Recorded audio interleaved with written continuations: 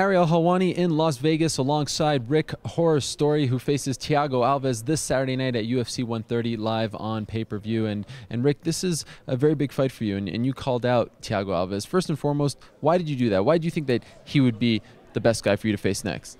You know, Alves, he's a great opponent. He's awesome. He's up in the top of the weight class, and I have 5 wins straight, and I needed to do something to make a statement and make myself known as one of the top fighters in the world.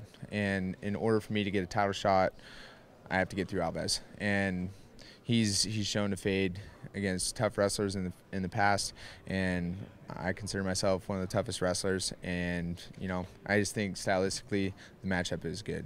Yeah, and that was actually my next question, because against John Fitch and George St. Pierre, those were his 2 losses prior to the John Howard fight. Tough wrestlers. So what do you see in his game that makes you think that he fades against tough wrestlers? You know, mental weakness. I just see it in him. I just see that he hasn't made weight a few times. He hasn't pushed through. He's been fighting hard, and then all of a sudden you just see it's like a deep breath and then kind of like a sag of the head almost. And you see that moment in fighters, and when you're fighting and you see that moment, you know to turn it up. And I've seen it before, and you know, I'm going to do my best to get him to that point again.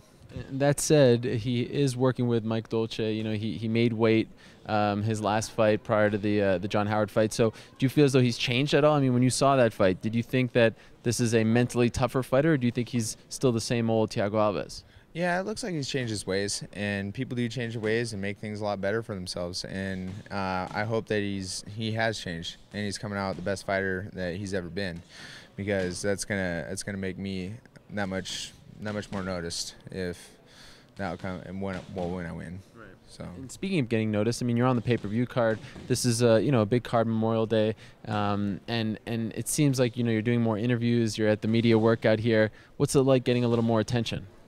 Getting more attention is not a bad thing. It's just a little bit different. It just adds a little bit more variety into our stay here.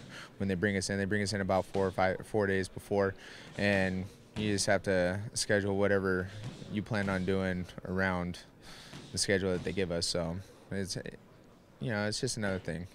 You mentioned this winning streak that you're on since the John Hathaway loss. What changed for you after that loss? I mean, did something drastically happen to you that made you realize, okay, I got to change this, and then you did go on that winning streak? There wasn't too much that changed in that fight or after that fight. It's just having that feeling of having your back against the wall, and for everything that you worked hard for, it could be just taken away after another loss. So, it does motivate you to train a little bit harder, a lot harder, or it seems like a push when it's burning the most, and just push harder, push past that, and come out victorious in your next fight. Do you still have that sense, even though you're on a winning streak? Do you still feel as though every fight is a must-win? Because you're not going to get cut unless something crazy happens, obviously. But just losing one fight in 6. But I'm wondering if you still have that feeling to keep that drive going. Yeah, of course. I mean, it doesn't seem like anything's set in stone anymore, or it never has really been set in stone, and you need to earn your keep, and that's the way it's always been. It's the way it's always seemed. You got to earn your keep, and this fight is just another path towards the goal of getting that belt.